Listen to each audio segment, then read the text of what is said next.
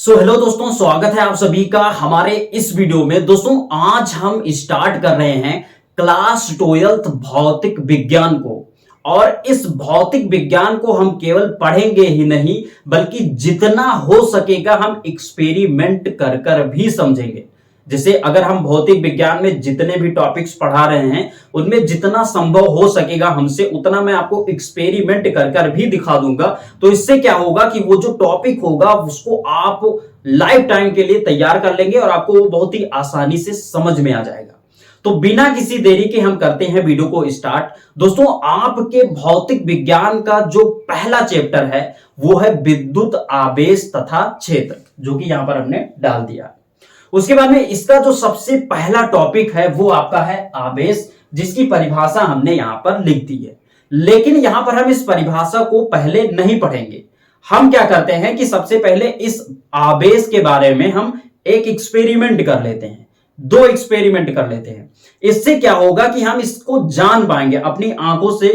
इसकी जो प्रक्रियाएं हैं या आवेशन क्या होता है या आवेश होता क्या है इसको हम समझ लेंगे। उसके बाद में हम यहां पर इस थ्योरी को देखेंगे तो बहुत ही आसानी से ये समझ में आ जाएगा।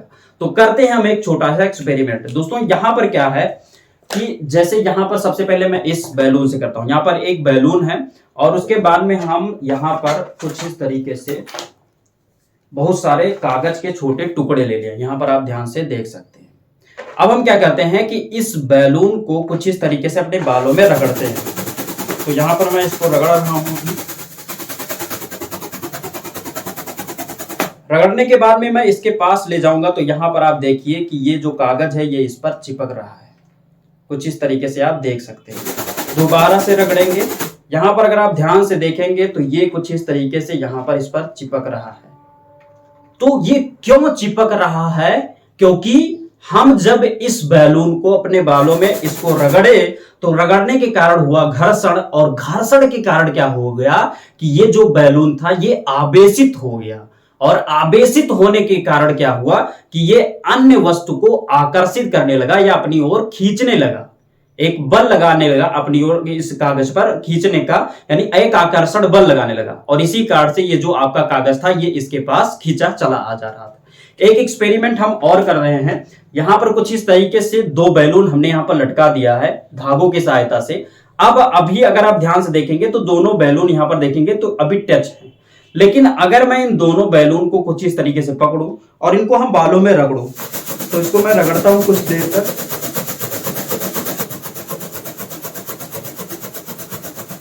रगड़ने के बाद में अब मैं जब छोड़ूंगा तो यहां पर आप देखिए ये चिपक नहीं रहे हैं, कुछ इस तरीके से दूरी बना रहे हैं। यहां पर आप ध्यान से देखिए बीच में। तो ऐसा क्यों हो रहा है? क्योंकि इन दोनों बैलून्स को जैसे ही हमने बालों में घर्षण करा यानी कि रगड़ा तो क्या हुआ कि ये दोनों बैलून आवेशित हो गए। और ये दोनों बैलून जो थे इन पर समान आवेश आ गए। और इसी कारण से क्या हुआ कि समान आवेश होने के कारण दोनों बैलून पर ये एक दूसरे को प्रतिकर्षित करने लगे, अर्थात दूर ढकेलने लगे। तो ये आपका हो गया एक्सपेरिमेंट। अब हम इसको थ्योरी के माध्यम से समझते हैं कि आखिरकार ये जो आवेश होता है ये होता आखिर क्या है। तो इसको मैं यहां से हटा दे रहा हूं और उसके बाद में अब हम थ्योरी को कुछ इस तरीके से यहां पर पढ़ेंगे। थ्योरी को अब हम पढ़ते हैं।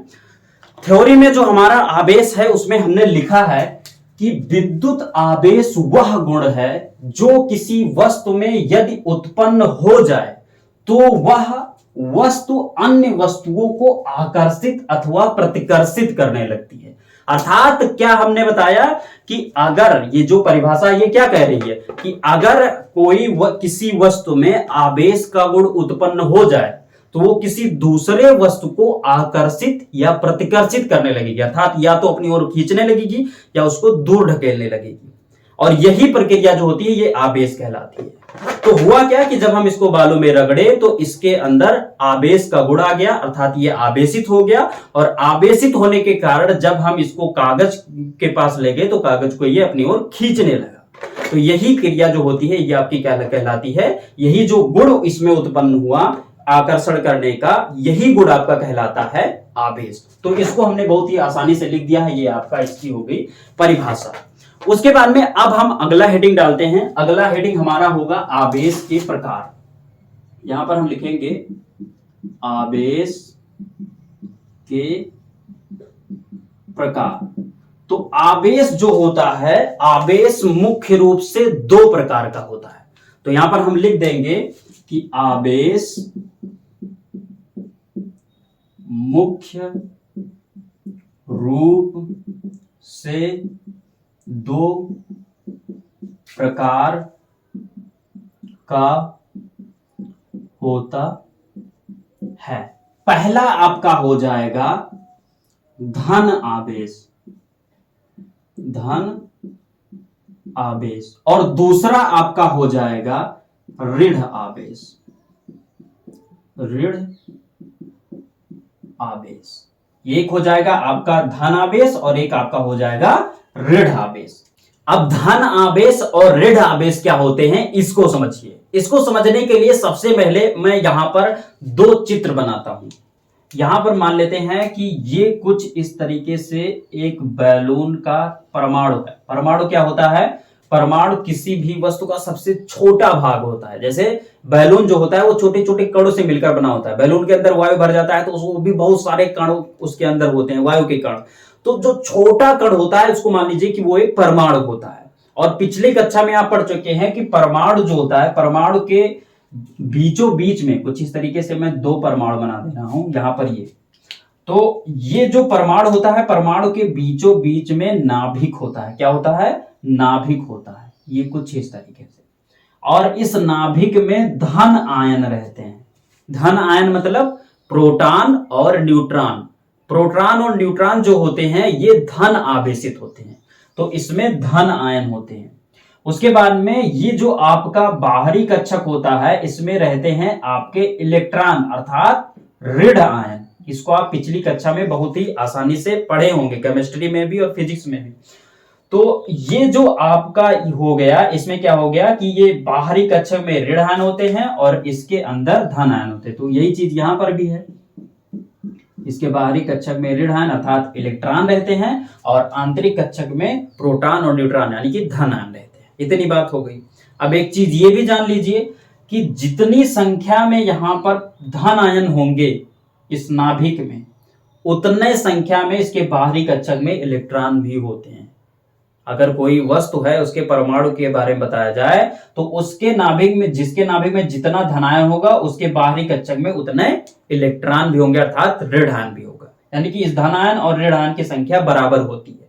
और भी जानिए कि ये जो परमाणु होता है, इस परमाणु में से ये जो बाहरी कक्षक में इलेक्ट्रॉन है अर्थात ये जो माइनस चार्ज है, ये तो बाहर निकल सकते हैं और बाहर से अंदर आ सकते हैं, लेकिन ये जो धन आयन है ये आसानी से बाहर नहीं निकल सकते हैं।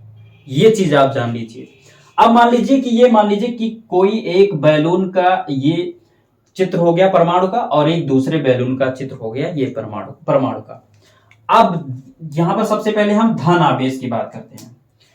जैसे मान लीजिए कि ये जो वस्तु है या फिर ये जो परमाणु है, ये जो आपका बैलून है, इस बैलून को जब बालों में रगड़ा गया तो रगड़ने के दौरान क्या हुआ कि इस बैलून और बालों के बीच में घर्षण हुआ और घर्षण के कारण इलेक्ट्रॉनों का आदान प्रदान हुआ। अर्थात या तो इलेक्ट्रॉन इस बैलून में से हमारे बालों में आए या फिर बालों में से इस बैलून में गए।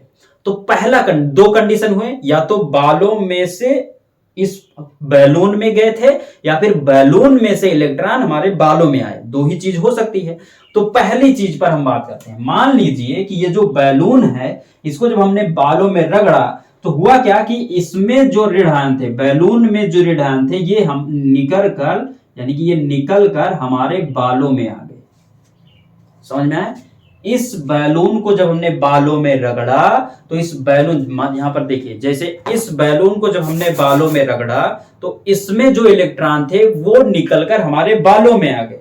अर्थात यहां से ये जो माइनस चार्ज है ये बाहर निकल गया। तो जब इस परमाणु में से या इस बैलून में से माइनस चार्ज बाहर निकल जाएगा, इलेक्ट्रॉन बाहर निकल जाएगा, तो धन आयन तो निकला नहीं है, केवल माइनस चार्ज ही तो निकला है। तो धनायनों की संख्या यहां पर क्या हो गई? माइनस चार्ज की अपेक्षा ज्यादा हो गई। तो इस कारण से क्या कहा जाएगा कि ये जो वस्तु है ये क्या हो गई, धन आवेशित हो गई, धन आवेशित हो गई। क्यों? क्योंकि ये जो बैलून था, इस बैलून से इलेक्ट्रॉन बाहर निकल गए। तो इलेक्ट्रॉन तो निकले लेकिन प्रोटॉन न्यूट्रॉन नहीं निकला। क्यों? क्योंकि उसको निकाला ही नहीं जा सकता है, प्लस चार्ज बाहर निकल ही नहीं सकते। तो जब माइनस इसमें से निकल गया तो प्लस वाला ज्यादा तो हो गया, और ज्यादा होने के कारण ये क्या हो गया, धन आवेशित हो गया। धन आयनों की संख्या ज्यादा होने के कारण ये धन आवेशित हो गया। तो धन आवेशित कोई वस्तु कब होगा, जब उसमें से इलेक्ट्रॉन बाहर निकल जाएंगे। ये चीज आप सबको समझ में आ गया। अब यहां पर मान लीजिए, मान लेते हैं कि अगर इस बालों को, दूसरे कंडीशन पर बात करते हैं, अगर इसको बालों में रगड़ा जाए और ऐसे कंडीशन में हमारे बालों में से इलेक्ट्रॉन निकलकर इस बैलून में आ गए होते, तब क्या होता, हमारे बालों में से इलेक्ट्रॉन निकलकर इसमें आ गए, तो इसमें इलेक्ट्रॉनों की संख्या अब ज्यादा हो गई। इसको घर्षण कराया गया तो हमारे बालों में जितने इलेक्ट्रॉन थे वो निकलकर इसमें आ गए। तो इसमें जब इलेक्ट्रॉन आ गए तो इलेक्ट्रॉनों की संख्या पहले से इसमें मौजूद थी और भी आ गए, तो धन आयन तो बढ़ा नहीं, केवल ऋण आयन ही तो बढ़ा। तो इस कारण से क्या हुआ कि इसमें ऋण आयनों की संख्या ज्यादा होने के कारण ये क्या हो गया, ये ऋण आवेशित हो गया, कुछ इस तरीके से। तो धन आवेशित वस्तु और ऋण आवेशित वस्तु में डिफरेंस क्या होगा कि पहले चीज, धन आवेशित वस्तु वही होगा जिसमें से इलेक्ट्रॉन बाहर निकल जाएगा, और ऋण आवेशित वस्तु वो होगा जिसमें इलेक्ट्रॉन बाहर से उसके अंदर आ जाएगा। तो ये आपका हो गया धन आवेश और ऋण आवेश। अब इसका आप सबसे पहले स्क्रीनशॉट ले लीजिए, उसके बाद में हम अगले पॉइंट पर चलते हैं। तो गाइस, जब हमारा अगला पॉइंट है आवेश के गुण, और आवेश के गुण में हमने सबसे पहला पॉइंट लिखा है कि समान प्रकार के आवेश एक दूसरे को प्रतिकर्षित करते हैं तथा विपरीत प्रकार के आवेश एक दूसरे को आकर्षित करते हैं। अब इसको समझिए दोस्तों। सबसे पहले हमने आपको अभी एक एक्सपेरिमेंट में दिखाया था कि दो बैलून हमने टांग कर रखे थे, और जब हमने दोनों को आपस में बालों में रगड़कर और छोड़ा था तो दोनों प्रतिकर्षित कर रहे थे। इसका मतलब क्या था कि दोनों ही बैलून को हमने बालों में रगड़ा था, अर्थात अगर ये आवेशित हुआ तो ये भी आवेशित हुआ, और बालों में ही दोनों को रगड़ा गया तो एक ही प्रकार के आवेश दोनों पर आए। तो एक ही प्रकार के अर्थात समान प्रकार के आवेश दोनों बैलून पर आने के कारण वो एक दूसरे को प्रतिकर्षित कर रहे थे, अर्थात दूर ढकेल रहे थे। और यहीं पर पहले वाले एक्सपेरिमेंट में हमने बालों में केवल बैलून को रगड़ा था और फिर कागज के पास ले गए तो कागज उसको खींच रहा था, अर्थात दोनों पर अलग अलग चार्ज थे। तो कहने का मतलब क्या है इसमें कि अगर आपके कोई वस्तु है वो धन आवेशित है और दूसरा वस्तु जो है वो ऋण आवेशित है, तो ये एक दूसरे को क्या करेंगे, आपस में आकर्षण बल लगाएंगे, अर्थात ये एक दूसरे को अपनी ओर खींचेंगे, एक दूसरे को आकर्षित करेंगे। और यहीं पर अगर समान प्रकार के आवेश हैं, जैसे अगर प्लस आवेश ये भी है, यानी धन आवेश ये भी है और धन आवेश ये भी है, तो ये क्या करेंगे, एक दूसरे को, ये एक दूसरे को प्रतिकर्षित करेंगे, अर्थात ये इसको दूर ढकेलेंगे। अगर समान प्रकार, जैसे बैलून में हमने दोनों बैलून को बालों में रगड़ा तो उन पर समान आवेश है, तो समान प्रकार के आवेश होने के कारण ये एक दूसरे को पीछे ढकेलेंगे, अर्थात दूर ढकेलेंगे, अर्थात प्रतिकर्षित करेंगे। ऐसे माइनस और माइनस होगा, अगर ऋण चार्ज और ऋण चार्ज दोनों पर आ जाएंगे तब भी ये एक दूसरे को दूर ढकेलेंगे, अर्थात प्रतिकर्षित करेंगे। तो आपका जो आवेश का गुण है उसमें पहला गुण ये कहता है कि समान प्रकार के आवेश एक दूसरे को प्रतिकर्षित करते हैं तथा विपरीत प्रकार के आवेश एक दूसरे को आकर्षित करते हैं। अगर इधर माइनस है इधर प्लस है तब भी ये एक दूसरे को आकर्षित करेंगे, अर्थात अपनी ओर खींचेंगे। और यहीं पर अगर दोनों सेम सेम है तो ये दोनों आप दोनों आपस इसको क्या करेंगे कि दूर दूर ढकेलेंगे। तो ये आपका हो गया पहला गुण। उसके बाद में अब हम बात करते हैं दूसरे गुण पर। दूसरा गुण हमारा कहता है कि आवेश को ना तो उत्पन्न किया जा सकता है और ना ही नष्ट किया जा सकता है। यही आवेश संरक्षण का नियम कहलाता है। अब आपके एग्जाम में कभी कभी शॉर्ट क्वेश्चन में पूछ लिया जाता है कि आवेश के संरक्षण नियम को क्या कहते हैं। तो आवेश का संरक्षण नियम क्या है कि आवेश को ना तो उत्पन्न किया जा सकता है ना ही नष्ट किया जा सकता है, और यही आवेश का संरक्षण का नियम कहलाता है। अब इसको समझिए, आवेश को क्यों नहीं उत्पन्न किया जा सकता? जैसे मान लीजिए कि ये हमारा क्या है, बैलून है, बैलून का एक परमाणु है, इसमें प्लस चार्ज है, इसमें माइनस चार्ज बाहर है, ठीक। और ये हमारा जो है ये कुछ इस तरीके से बाल है, क्या है, बाल है ये हमारा। हमने क्या किया कि इस बैलून को बाल में घर्षण कराया। तो घर्षण कराने में क्या होगा, घर्षण कराने में क्या होगा, मान लीजिए एक कंडीशन हम यहाँ पर फॉलो कराते हैं। मान लेते हैं कि ये जो इलेक्ट्रॉन है इस बैलून से निकलकर हमारे बालों में आ गए, तो बाल जो हमारे बाल हैं इसका जो परमाणु होगा उसमें भी तो जितने मात्रा में धन आवेश होंगे उतने मात्रा में ये ऋण आयन भी होंगे। तो उसमें जैसे धन आयन और ऋण आयन की संख्या समान था, लेकिन जब यहां से घर्षण कराया हमने, इस बैलून को अपने बालों में रगड़ लिया, तो इसमें से इलेक्ट्रॉन निकलकर हमारे बालों में आ गए, तो इलेक्ट्रॉन की अधिकता हो गया, अर्थात ये धन कितना हो गया, इलेक्ट्रॉन की अधिकता अर्थात ऋण आयनों की अधिकता, यहां से ऋण निकलकर ऋण इसमें आ गया, तो ये क्या हो गया, ऋणावेशित हो गया, ऋणावेशित हो गया।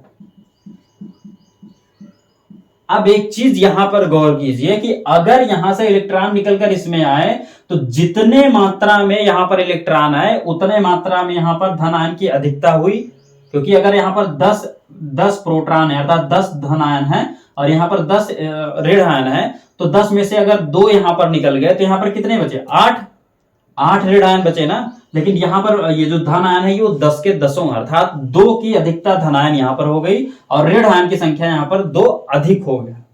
तो ये जितना ये ऋण आवेशित हुआ उतना ये क्या हो गया, धन आवेशित हो गया, उतना ये क्या हो गया, धन आवेशित हो गया। एक बार फिर से समझिए, यहां पर अगर 2 इलेक्ट्रॉन निकलकर हमारे बालों में आ गए तो 2 इलेक्ट्रॉन की अधिकता यहां पर हुई, इस कारण से ये ऋण आवेशित हो गया। और इसमें से 2 निकल गए तो 2 धनायन अधिक हो गए अब ना, क्योंकि अगर 10 थे 2 इलेक्ट्रॉन निकल गए तो यहां पर 8 बचा इलेक्ट्रॉन, और लेकिन प्रोटॉन और न्यूट्रॉन जो है वो मिलाकर यहां पर 10 के 10 हैं अभी, तो 2 अधिक है यहां पर। तो जितना धन ऋण आवेशित ये हमारा बाल हुआ उतने धन आवेशित ये भी हुआ, यानी कि यहां पर कुछ हुआ ही नहीं। जैसे आप मान लीजिए कि 10 रुपए लेकर गए, 10 रुपए आपने दुकानदार को दिया, उसने 10 रुपए का आपको बिस्किट दे दिया, तो आपको बिस्किट मिल गए, उसको 10 रुपए मिल गए, बात बराबर ही तो हुआ। तो यहां पर क्या हुआ, यहां पर ऋण आयन गए, अर्थात जितना ये ऋण आवेशित हुआ उतने धन आवेशित हुआ। तो यहां पर कुछ हुआ ही नहीं, क्योंकि यहां पर क्या हुआ, जितना इलेक्ट्रॉन गया उतना यहां पर धनायन की अधिकता तो हो गई।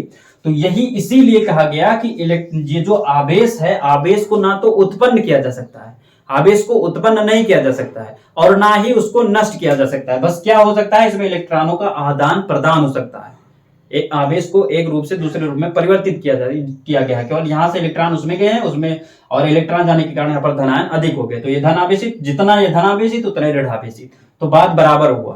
तो इसी कारण से इसको कहा गया कि आवेश को ना तो उत्पन्न किया जा सकता है और ना ही नष्ट किया जा सकता है, यही आवेश संरक्षण का नियम कहलाता है। तो इस चीज का भी आप यहां से स्क्रीनशॉट ले लीजिए, उसके बाद में हम अगले पॉइंट पर चलते हैं।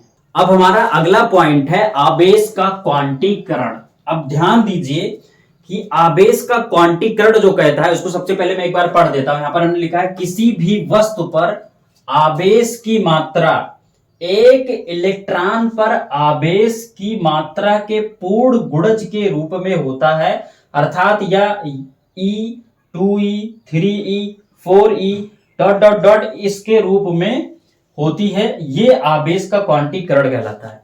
मतलब क्या है कि ये जो आपका आवेश होता है ये भिन्न के रूप में नहीं हो सकता है, जैसे एक इलेक्ट्रॉन के पूर्ण गुणज के रूप में होता है। जैसे एक इलेक्ट्रॉन जो होता है, एक इलेक्ट्रॉन को E से लिखते हैं, और एक इलेक्ट्रॉन पर जो आवेश होता है वो होता है 1.6 गुणे 10 के घात -19 कूलाम। एक इलेक्ट्रॉन पर आवेश की मात्रा 1.6 गुणे 10 के घात -19 कूलाम होता है, ठीक है।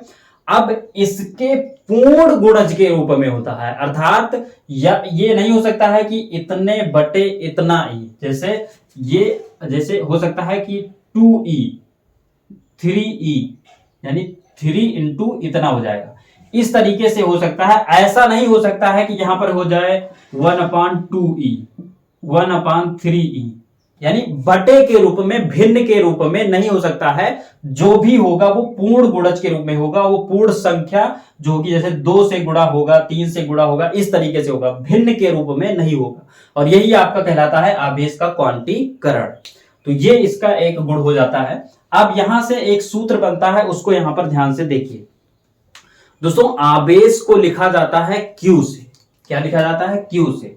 तो Q बराबर होता है, यहां पर ये जो आपका आवेश का क्वांटीकरण है, ये क्या कहता है कि उस वस्तु पर एक इलेक्ट्रॉन पर उपस्थित आवेश के पूर्ण गुणज के रूप में होता है, अर्थात इलेक्ट्रॉन N इंटू ई। ध्यान दीजिए, पहले यहां पर समझिए कि यहां पर हमने क्या लिखा।